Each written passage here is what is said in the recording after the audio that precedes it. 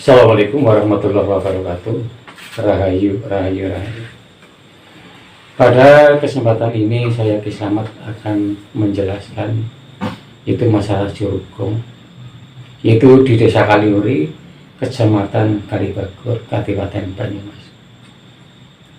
Kenapa pada kesempatan yang bahagia ini kita akan menerangkan Curug Gong yang berada di Kaliuri? Itu memang mengandung sejarah.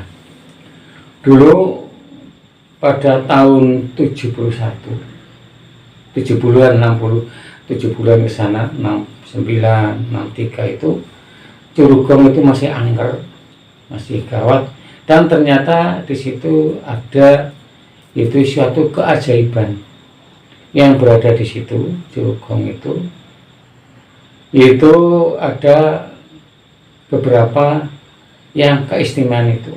Dan Curug Gong itu sebenarnya dibagi tiga, yaitu Curug 1, Curug 2, dan Curug 3. Curug 1 itu yang berada di atas sendiri, yang bagian penampungan air.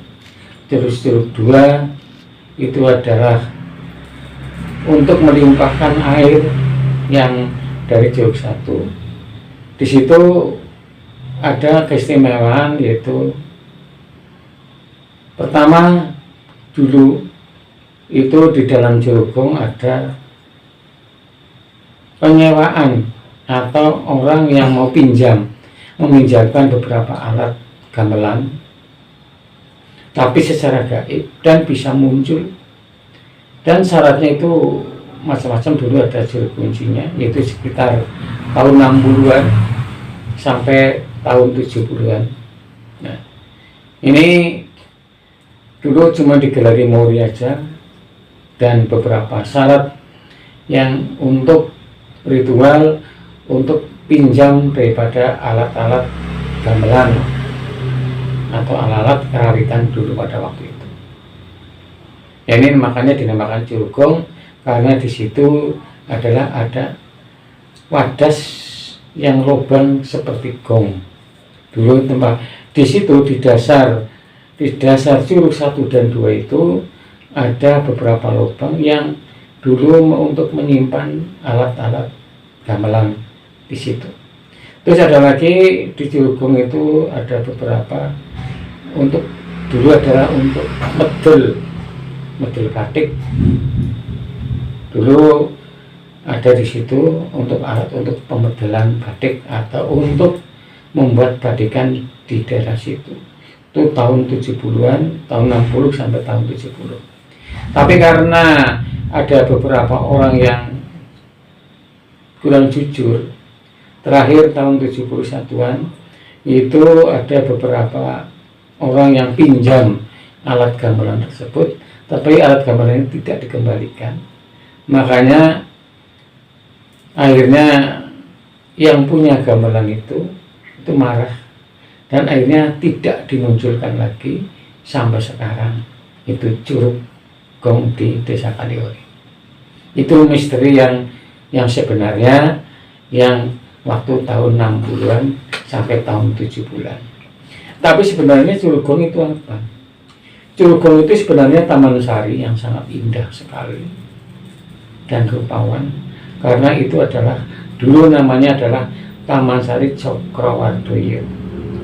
Yaitu taman sari untuk pepetri, yaitu daripada punggawa, daripada istilahnya orang-orang pembesar-pembesar, yaitu Kendari Sada dulu, waktu dulu. Dan di sebelahnya Curug Gong itu adalah Taman Cakrawardaya, itu ada beberapa sumur, itu namanya sumur ayu istilahnya, karena di situ ada pohon duren, namanya sumur itu namanya Sendang Duren. Itu untuk mandi orang-orang daripada kerabat dari Pertapaan Kendari Sada. Ini ada kaitannya antara Pertapaan Kendari Sada dengan Curug Gong atau Taman Sari Cakrawardaya itu. Nah, Taman Sari Cakrawardaya itu dulu ditempatkan sebagai untuk besiar, yaitu pada pejabat-pejabat dulu di lingkungan Kendarisada dulu, karena dulu Kendarisada adalah tempat yang sangat megah, sangat maju. Maka disitulah dibangun taman, namanya Taman Cokrowardoyo. Sampai sekarang Curugong atau Taman Cakrawardaya masih ada, cuma tidak terawat, sangat rusak sekali karena masyarakat belum tahu, khususnya adalah masyarakat Desa Kaliuri melupakan yaitu sejarah-sejarah dulu, tapi memang kebanyakan tidak tahu. Tapi sampai sekarang curugnya masih dan tempatnya juga masih, tapi tidak terawat dan sangat rusak karena adalah situasi alam dan keadaan alam yang sampai sekarang. Inilah cerita singkat masalah Curugong atau Taman Sari Cakrawardaya tersebut. Kenapa dinamakan Taman Sari Cakrawardaya? Ini adalah tempat untuk merenung, tempat untuk hiburan, tempat untuk menyepi daripada orang-orang terdahulu pada waktu pertapan Kendarisada berjaya pada waktu itu.